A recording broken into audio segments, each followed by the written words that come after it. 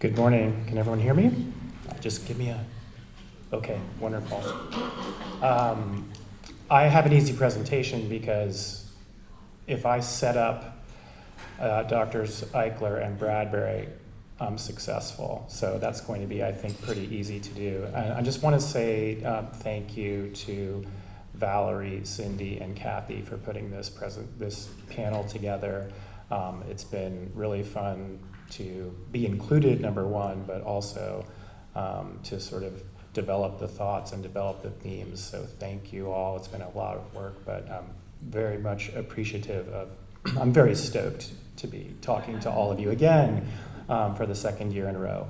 So what I'm going to do, hopefully briefly, is just to talk as an ethicist, really, not so much as a former drug developer, talk about the research and development process and really try to set up Allison and Florian for their more specific scientific and clinical talks.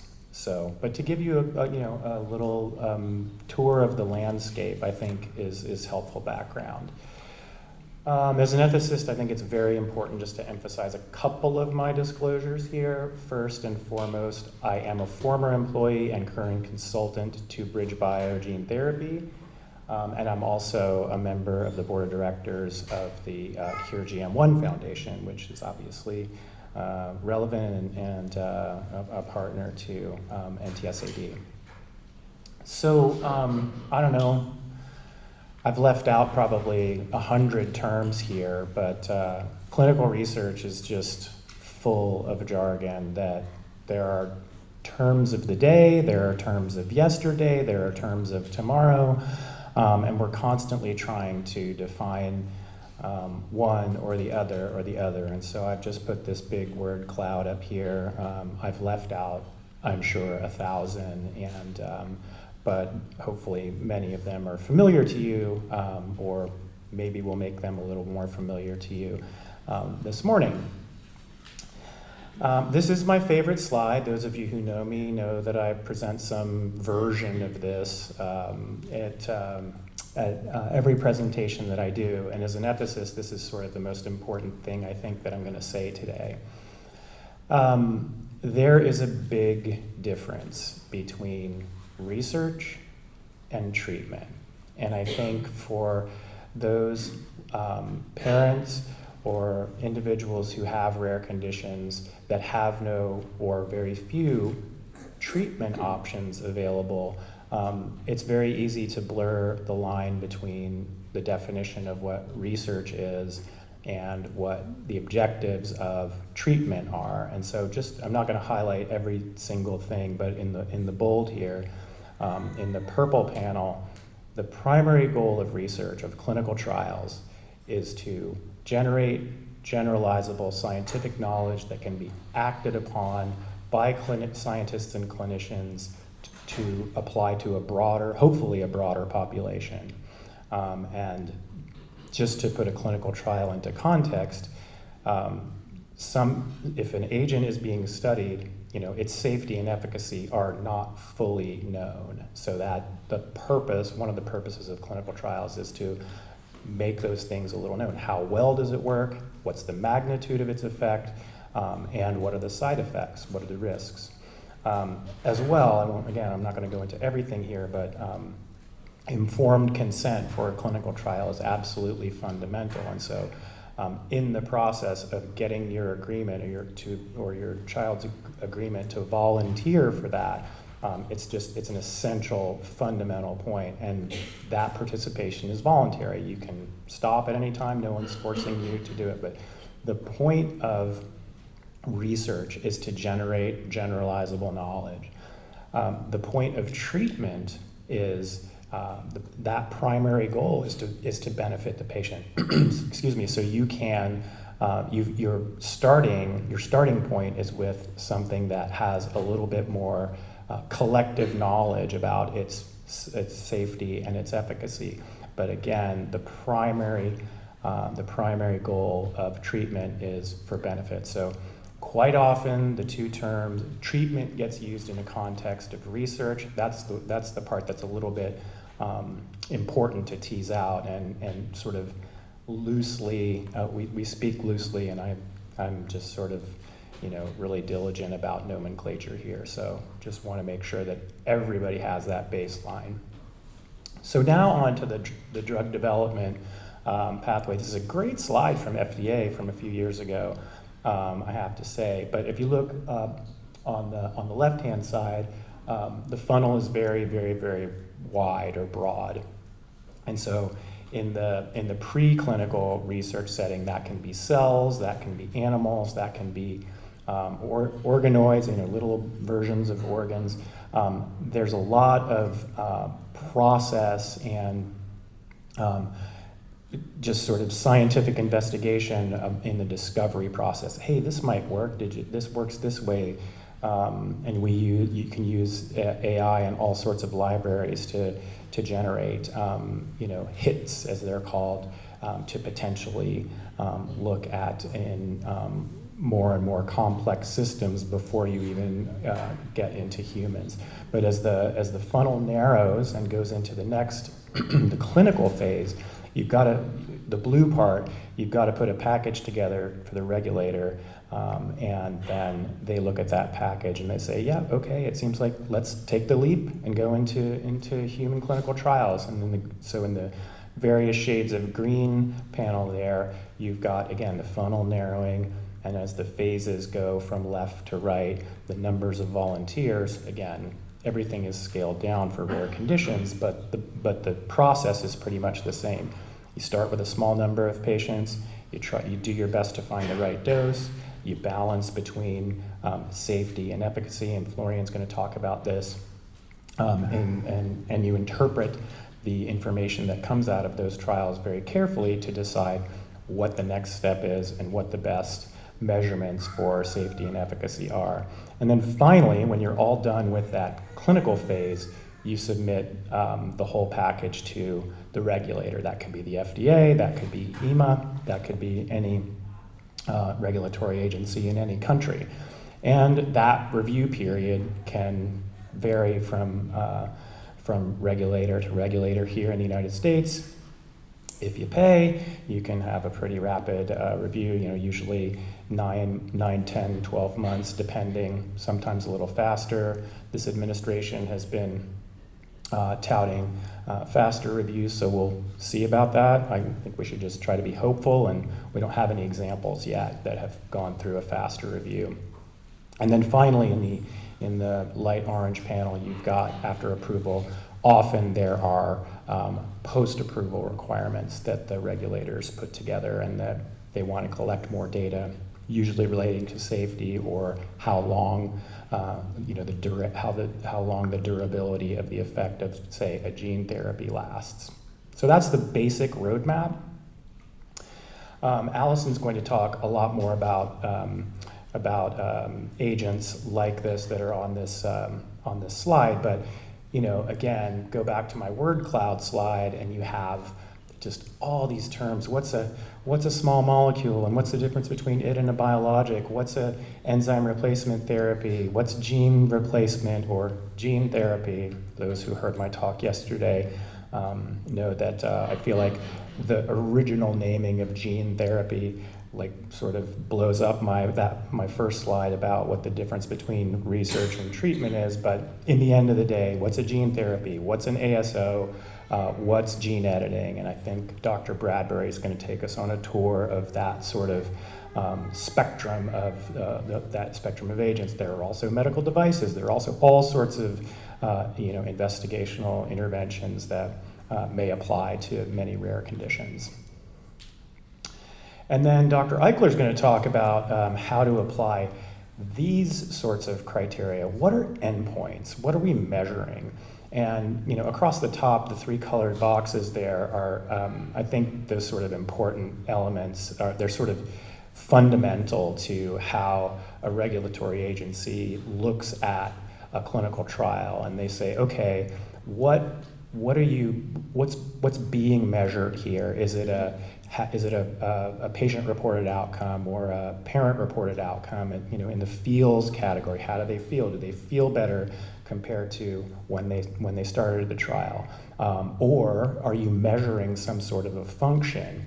And is that a 6-minute walk? Is that a grip strength? Is that some other assessment that is standardized that can change from the baseline to some point later in the clinical trial?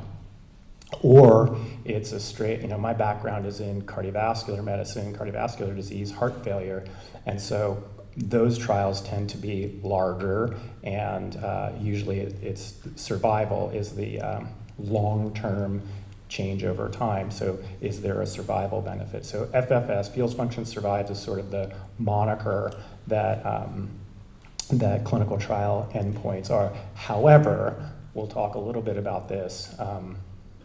There's also this thing, it was on the word cloud, called surrogate endpoints.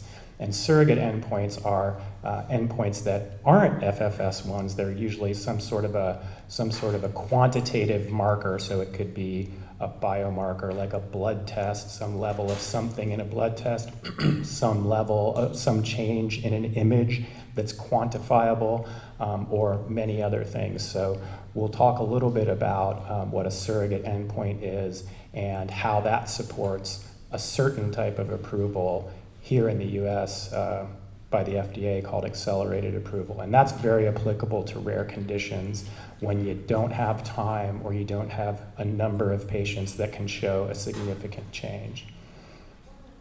Just a real little about this. Basic clinical trial designs, again, a lot of these are on the word cloud, and I think what you'll hear a bit about are what's an open label trial, what's an open label extension, what's a blinded placebo-controlled trial, what's a crossover design. These are all designs that are applicable to and have been applied to rare conditions, and then what's expanded access, which is actually not a clinical trial. So I'll chat a little bit about those elements here. Just some displays of what some of these designs are. This is on the left-hand side.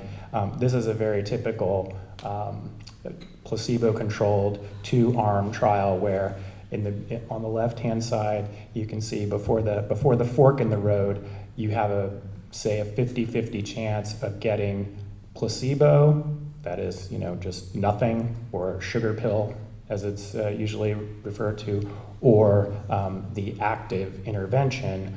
And no one knows. The investigator doesn't know. The family doesn't know. No one knows who got what exactly. It's masked or blinded. And then at some point, you go down the road, you have measurements along the way, and you compare the intervention group versus the placebo group. And hopefully some feels function survives endpoint has changed in the right direction, or a biomarker endpoint or a surrogate endpoint has changed. That's that design. Crossover is similar. It's blinded in the same way. You get randomized to either the intervention or, let's say, a sham or a placebo, and then you get some period, it's measured, then you cross over to the other in a blinded fashion, and you see if there's a difference between some improvement based on the active intervention. So those are just a couple of the designs that you might hear about.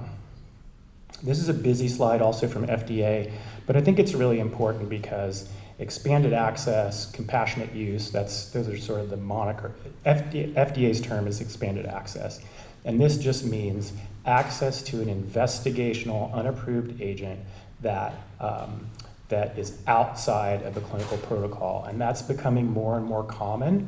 And the couple things I want to say about this is that, number one, you have to meet these criteria according to FDA to even qualify, but they're not really the decision makers. They are decision makers, but they're not the final decision maker. It's really the company that if you meet all these criteria, serious life-threatening condition, no alternatives, potential benefits, and no interference with clinical trials, those are kind of the big four, then the FDA, 99% of the time, according to them, they will approve expanded access, but it's really up to the company to agree to that and then to provide it.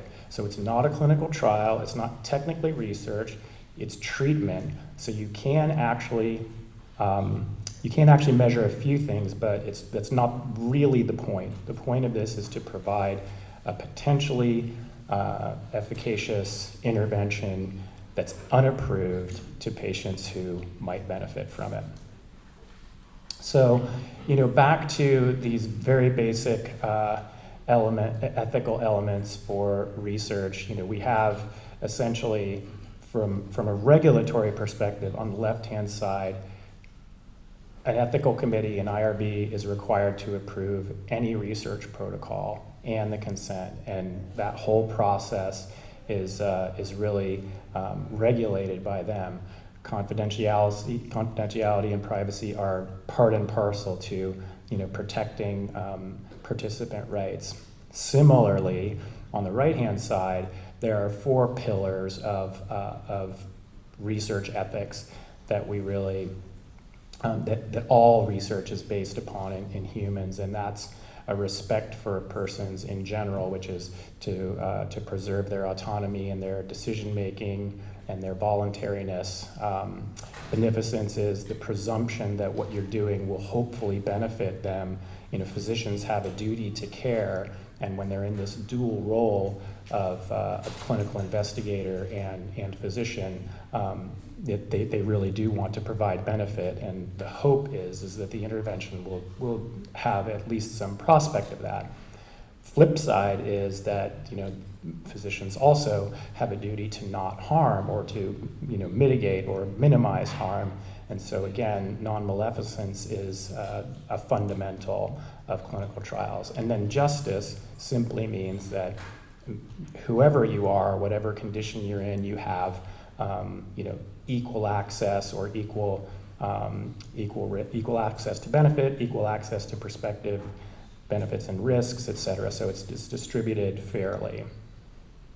So there are a lot of terms here, and I think it's better if I talk about this slide maybe during the open panel discussion, but just to throw a few terms out there, you'll hear things like risk-benefit, inclusion and exclusion criteria. Dr. Eichler, I'm sure, will talk about that.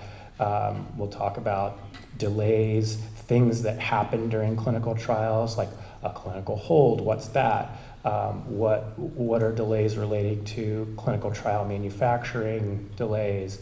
What's the spectrum of judgment that the clinical investigator can use, et cetera? So, and how's the FDA or the sponsor or other regulatory agencies, how are they involved? So just to summarize, again, I won't go through every part of this slide, but what I hope I've been able to do is to set up Allison to talk about some of these many agents that are in development and how they're researched and what the best way and how they may be more focused or used in certain conditions versus others. But the fact is that research is different than treatment. There are many things that we learn along the way in clinical trials. No clinical trial is perfect, but the idea is to try and efficiently get these medicines to patients who need them as quickly as we can with as tight a scientific sort of package as we can put them together so that are safe and effective. So that's really all I wanted to say to set up, I think, Dr. Bradbury, who's next. And yes, thank you. We have the panel after the 3 of us are finished, but also just wanted to invite anybody to, come up to me or any of us and speak afterwards too.